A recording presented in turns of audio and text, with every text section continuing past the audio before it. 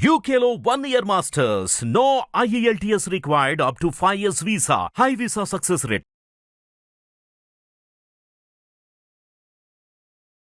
ఇక తదుపరి వీడియో ద్వారా అసలు అమ్మవారి అవతారాలు మాట్లాడుకుంటూ ఉన్నాము.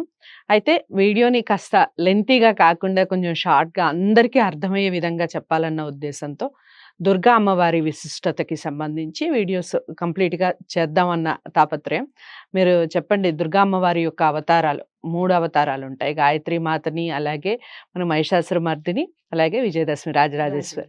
దీనికి సంబంధించిన పూర్తి వివరణ అంటే ఏ విధంగా చేసుకోవాలి, ఆ రోజు మనం చేయాల్సిన పద్ధతి ఏమిటి, అలాగే అలంకరణ విశేషాలు, విజయదశమిని అసలు ఎలా సెలబ్రేట్ చేసుకోవాలి అనే దాంతో ముగిద్దాం. చెప్పండి. అయితే ఇప్పుడు ఈ 3 రోజులు అంటే మొదటి 3 రోజులు ఒక అవతారం అంటే ఈ నవరాత్రుల్లోనే మొదటి 3 రోజులు, తర్వాత 3 రోజులు, ఇవి చివరి 3 రోజులు. అవి అష్టమి, నవమి, దశమి. ఈ 3 అవతారాల్లో అష్టమి రోజు దుర్గాదేవి గాను, నవమి రోజు మహిషాసుర మర్దగి గాను, దశమి రోజు అంటే దసరా చివరి రోజు రాజరాజేశ్వరి అమ్మవారిగా ఈ తల్లి 3 రోజులు మనకి అవతార విశిష్టత ఉంది.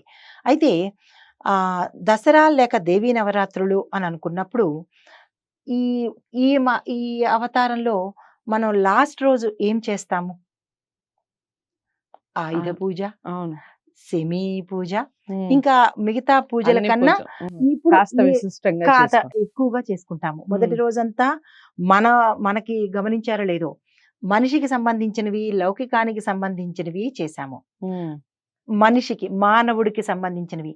ఈ తదుపరి చివరి రోజులు చెట్లని, పనిముట్లని మనం పూజిస్తాము. రైట్, ప్రకృతిని. ఓకే. అయితే దీనిలో భాగంగా దశమి రోజు, నవమి రోజు మహిషాసుర మర్దనిగా మనం ఆ తల్లిని పూజించుకుంటాము. అష్టమి రోజు దుర్గాదేవిగా మనం పూజించుకుంటాము. తదుపరి దసరా రోజు లాస్ట్ రాజరాజేశ్వరిగా ఈ పూజలు చేసేటప్పుడు సెమీ పూజ, ఆయుధ పూజ ఇక్కడ విశేషంగా చెప్పుకోవాల్సింది. సెమీ పూజ అంటే సెమీ వృక్షానికి మనం పూజ చేసుకుంటాము. సెమీ వృక్షానికి మనం ఎందుకు పూజ చేసుకోవాలి అనేది రావచ్చు. సెమీ చెట్టుని మనము శనేశ్వరుడికి అధిపతిగాను చెప్పుకుంటాము. తర్వాత దాన్ని సువర్ణ చెట్టు అంటాము, సువర్ణ వృక్షము అంటాము. అంటే అంటే బంగారంతో పోలుస్తాం, బంగారానికి తత్సమానమైనది, దానికి దీనికి పెద్ద తేడా లేదు అని. ఇంకొకటి ఏంటంటే ఆయుర్వేద పరంగా ఈ వృక్షము చాలా శ్రేష్టమైనది. ప్రతి ఒక్క మందులోనూ, ప్రతి ఒక్క ఔషధంలోనూ ఈ చెట్టుని మనం ఉపయోగిస్తామన్నమాట. తర్వాత ఈ సెమీ చెట్టుని పూజ చేయడం వల్ల వచ్చే పని ఏంటంటే, ఇది ద్వాపర యుగంలో అది అందరికీ తెలిసిన విషయమే. యుద్ధానికి వెళ్ళి వచ్చే ముందు ఈ పాండవులు వారి వారి అస్త్రశస్త్రాలన్నీ అక్కడ దాచిపెట్టి యుద్ధం చేసి గెలిచి వచ్చి తిరిగి తీసుకొని వచ్చేటప్పుడు విజయాన్ని ఇచ్చింది కాబట్టి ఆ చెట్టుకి అంత ప్రాధాన్యత ఇచ్చారనమాట. అంటే ఇక్కడ లౌకికంగా మనకేంటి, మనకేదైనా విజయం సాధించాలి అని అనుకుంటే కనుక ఆ చెట్టుకి మనం పూజ చేస్తాము. అదొక ప్రాతిపదిక. అయితే దీన్ని మనం చిన్నప్పుడు గమనించే ఉంటారు. దేవాలయాలకి వెళ్ళినప్పుడు ఒక్క సెమీ వృక్షానికి చాలా కాగితాలు కట్టేసి ఉంటాయి. మా చిన్నప్పుడు నేను వెళ్ళి చూసినప్పుడు ఎందుకు కాగితాలు కట్టారో నాకు అర్థం కాలేదు. అంటే దీని అర్థం ఏంటంటే, ఆ సెమీ వృక్షానికి పూజ చేసేటప్పుడు మంత్రం చెప్పుకొని మన కోరికని కాగితం మీద రాసుకొని దానికి కనుక ఇచ్చినట్టయితే, అంటే అక్కడ ద్వాపర యుగంలో పాండవులు వెళ్ళి కోరిక, మేము విజయం సాధించుకురావాలి అని కోరిక చెప్పుకుని వెళ్ళారు. ఇక్కడ మనం డైరెక్ట్ గా చెప్పడానికి అవకాశం ఉండదు కాబట్టి, అవకాశం ఉంటుంది కానీ ఒక చిన్న ఏమిటంటే విన్నారో లేదో ఒక అప్లికేషన్ లాంటిది అనమాట. విన్నారో లేదో తెలీదు, చెట్టు వింటుందా లేదా తెలీదు. కాబట్టి అదేం చేసేవారంటే మన కోరికలు రాసేసుకుని ఆ చెట్టు మొదట్లో కానీ ఏదైనా ఒక కాండంలో కానీ ఏదైనా ఒక చోట అక్కడ తగిలించి వస్తే మన కోరిక తల్లి అంటే ఆ వృక్షం విన్నది, మన కోరిక అయ్యింది అని ఒక నానుడి, భక్తుల నమ్మకం కూడా. అయితే సెమీ చెట్టుకి పూజ చేసినప్పుడే మనం ఆయుధ పూజ కూడా చేస్తాము. అది కూడా దసరా రోజే.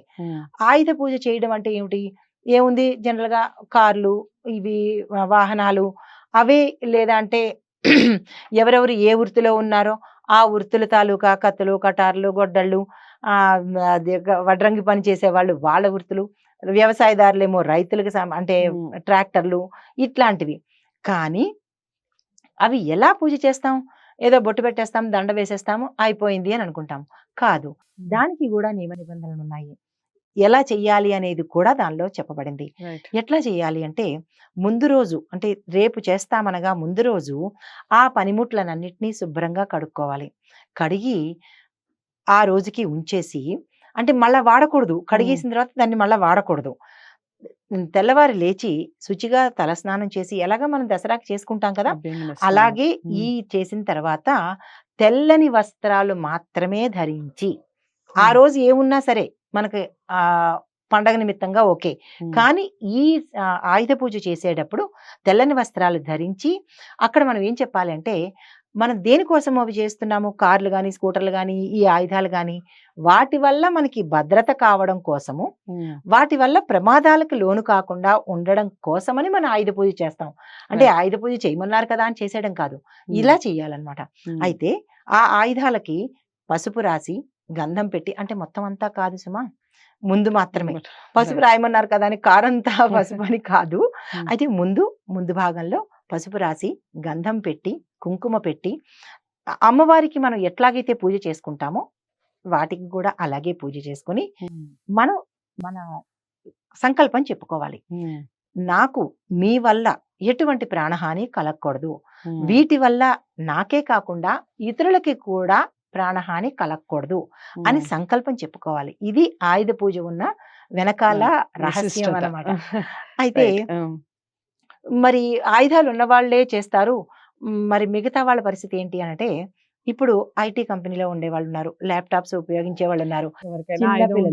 ఆయుధము అంటే అర్థం ఏంటంటే, మనము ఉపయోగించేది, మనం ఏదైతే ఉపయోగిస్తామో అది ఆయుధమే.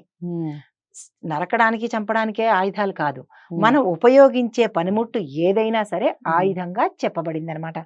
చిన్న పిల్లలకి పెన్నులు, పెద్దవాళ్ళకి ల్యాప్టాప్లు, కంప్యూటర్లు అవి ఉంటాయి కదా, అవి అంటే వాటికి కడిగేసి పసుపు రాయమని కాదు, దానికి శుభ్రం చేసుకొని దీపం ధూపం వెయ్యాలి. వేసి వీటి వల్ల మనకి ఉపయోగపడేటట్టుగా, ఆ ఆయుధాల వల్ల ప్రాణహాని కలగకుండా ఉండేటట్టుగా చేసుకుని, నైవేద్యం మాత్రం మర్చిపోకూడదు. ఇవి చేసేసాం కదా అయిపోయింది కదా అని కాకుండా, వాటికి నైవేద్యం పెట్టి ఉపసంహారం చేసి అప్పుడు మనం వాడుకోవాలన్నమాట.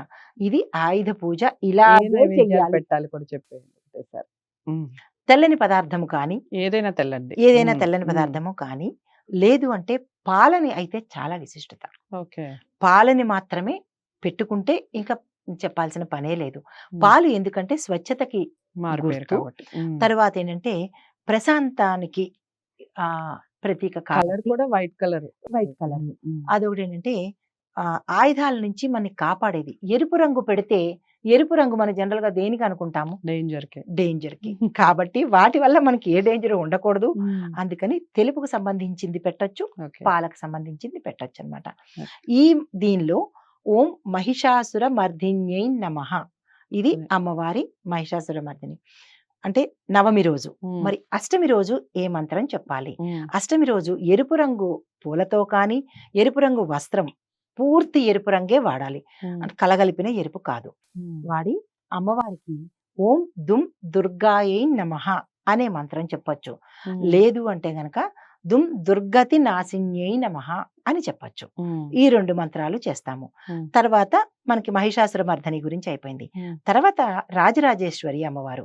ఈ 3 కలిపి మనకు వరుసగా వచ్చాయి కాబట్టి, రాజరాజేశ్వరి అమ్మవారికి ఓం ఐం శ్రీం రాజరాజేశ్వర్యై నమః అనే మంత్రాన్ని, చాలా సులువుగా చిన్నదిగా ఉంటుంది కాబట్టి అది చదువుకుని ఈ 3 రోజులు ఈ 3 అమ్మవార్లకి శమీ వృక్షం తాలూకా ఆశీస్సులు, ఆయుధ పూజ చేయడం వల్ల ఆరోగ్యము, ఆయుష్, మెయిన్ ఆరోగ్యం కన్నా ఆయుష్ కంపల్సరీ కాబట్టి ఇవన్నీ చేకూరుతాయని ఈ రహస్యం అన్నమాట.